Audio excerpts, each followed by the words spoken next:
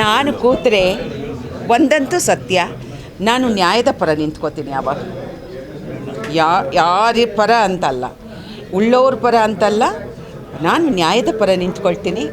ನ್ಯಾಯದ ಪರವಾಗಿ ನಾನು ಕೆಲಸ ಮಾಡ್ತೀನಿ ಅಷ್ಟೇ, 100%. ಮೊದಲಿಗೆ ಬೇಕಾಗಿರುವಂಥದ್ದೇ ಏಕರೂಪ ಟಿಕೆಟ್ ದರ. ಈಗ ಏಕರೂಪ ಟಿಕೆಟ್ ದರ ಅನ್ನೋದು ಈಗ ಎರಡು ಥರದ ಟಿಕೆಟ್ ದರಗಳಾಗಿದೆ. ಈಗ ಮಲ್ಟಿಪ್ಲೆಕ್ಸ್ದೇ ಬೇರೆ ಥರ ಇದೆ, ನಮ್ಮ ಸಿಂಗಲ್ ಸ್ಕ್ರೀನೇ ಬೇರೆ ಥರ ಇದೆ. ಇವೆರಡನ್ನೂ ಕೂಡ ವಯೋಮೀಡಿಯಾ ನಾವು ಮಾಡಬೇಕಾಗತ್ತೆ. ಎಲ್ಲರನ್ನೂ ಕೂತ್ಕೊಂಡು ಮಾತಾಡಬೇಕಾಗತ್ತೆ, ಎಲ್ಲರಿಗೂ ಲಾಭಕ್ಕೆ ತರುವಂತೆ ಮಾಡಬೇಕಾಗತ್ತೆ. ಥಿಯೇಟ್ರ್ ಕಟ್ಬಿಟ್ಟು ಅಯ್ಯೋ ಈ ಥಿಯೇಟ್ರ್ ಯಾಕೆ ನಾನು ಈ ಸಿನಿಮಾ ಹಾಕಿದೆ ಅಂತ ಫೀಲ್ ಮಾಡಬಾರ್ದು.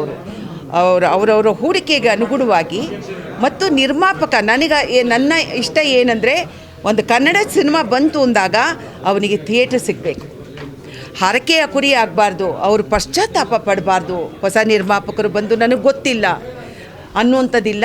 ನಾವೆಲ್ಲರೂ ಇಡೀ ಉದ್ಯಮ ಒಂದಾಗಿ ನಿಂತು ಅವ್ರ ಪರವಾಗಿ ನಾವು ನಿಂತು ಕೆಲಸ ಮಾಡಬೇಕು. ಟಿಕೆಟ್ ದರದ ವಿಚಾರವಾಗಿ ನಮ್ಮ ಕನ್ನಡದ ಚಿತ್ರಗಳ ನಿರ್ಮಾಪಕರೇ ಕೋರ್ಟ್ಗೆ ಹೋಗಿದ್ದಾರೆ, ಅವರ ಜೊತೆ ಕೂತು ಮಾತನಾಡುವಂಥ ಕೆಲಸವನ್ನು ಮಾಡಿ.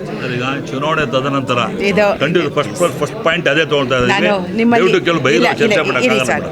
ಅಲ್ಲ, ಇದು ಕೆಲವು ವಿಚಾರಗಳು ಕೋರ್ಟಲ್ಲಿರೋದ್ರಿಂದ ಅದನ್ನು ನಾನು ಮಾತಾಡೋಲ್ಲ. ದಯವಿಟ್ಟು ನಾನು ಗೆದ್ದು ಬಂದ ನಂತರ ಇದ್ರ ಬಗ್ಗೆ ಮಾತಾಡ್ತೀನಿ. ದಯವಿಟ್ಟು